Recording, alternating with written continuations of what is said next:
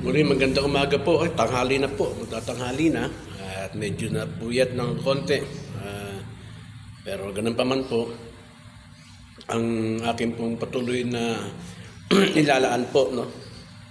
Sa bawat bagising ko, ay maiuna ko po yung paglapit natin sa ating Diyos.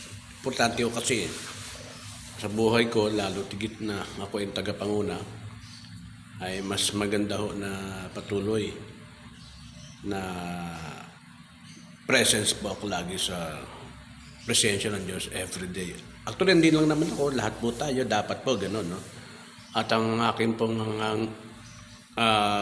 talata na gagamitin, yung talata po ng mga ngaral, 12:13-14, ang sabi po dito, para praise na lang po. Ang buong katungkulan daw po natin ay matakot sa Diyos at sumunod sa kanyang utos. And then mayroon sa 14, yung lahat daw po ng hayag at lihim ay i-judge po yan sa atin ng ating Panginoon.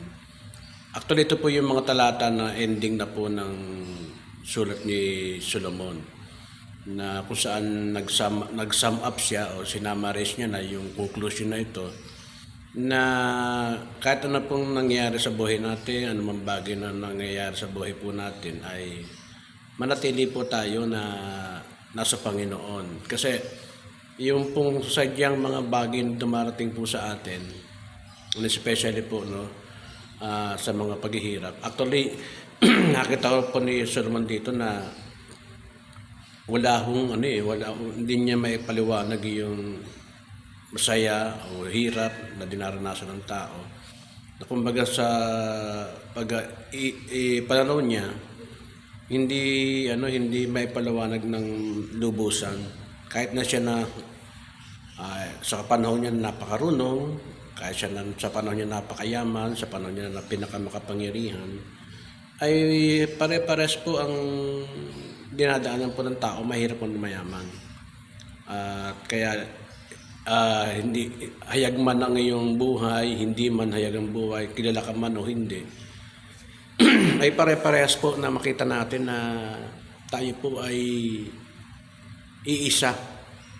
Darating ang araw, lahat po tayo iharap sa Diyos. Iisa po ang ending ng buhay natin. At ito nga po yung kamatayan, at ito nga po yung pagharap sa Diyos. Kaya naman, mas makabubuti na patuloy po tayong maglaan talaga ng oras. Kasi binigyan tayo ng Diyos ng buhay, at salamat nga po na meron tayong nilalakarang buhay. Kung ano man po yung lalakaran natin, pare-pares man po merong problema, pare-pares po may kinakaharap. Pero ang pinakamaganda ho dito yung bandang dulo ng buhay natin. Nahaharap po tayo sa Diyos. Pasalamat po tayo na daragdagan pa yung araw at taon natin. At pasalamat tayo na hindi ho tayo tumatalikod po sa ating Diyos. Kaya napakaganda ho ng pinakamagandang bagay sa buhay natin ay yung patuloy po tayo naglilingkod po sa ating Panginoon. No matter what po, ano man yung kalagayan. Sabi natin,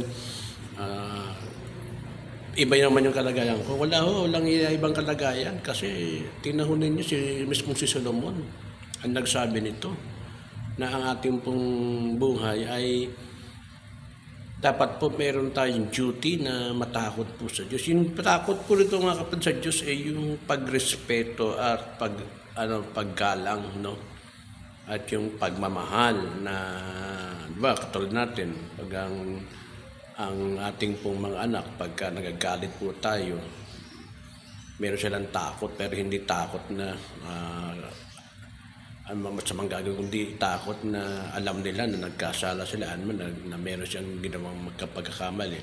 Pero nandun naman yung ating mga pag-ibig na pag-alitan sila, ituwid po sila. Kaya ganoon lang po naman. Salamat sa Panginoon, meron tayong Diyos sa buhay na marunong. Kaya ako po, in-encourage po kayo na wag tayo magsawang lumapit sa Diyos, wag din kayo magsawa na maglingkod, wag din kayo magsawa na magkasikaso sa inyong pamilya, sa inyong trabaho, sa inyong pag-aaral. Nang sa ganoon po, balanse po buhay natin araw-araw. Nang dumating man yung mga pagsubok, nakatayo pa rin tayo, nasa Panginoon pa rin po tayo. Salamat po.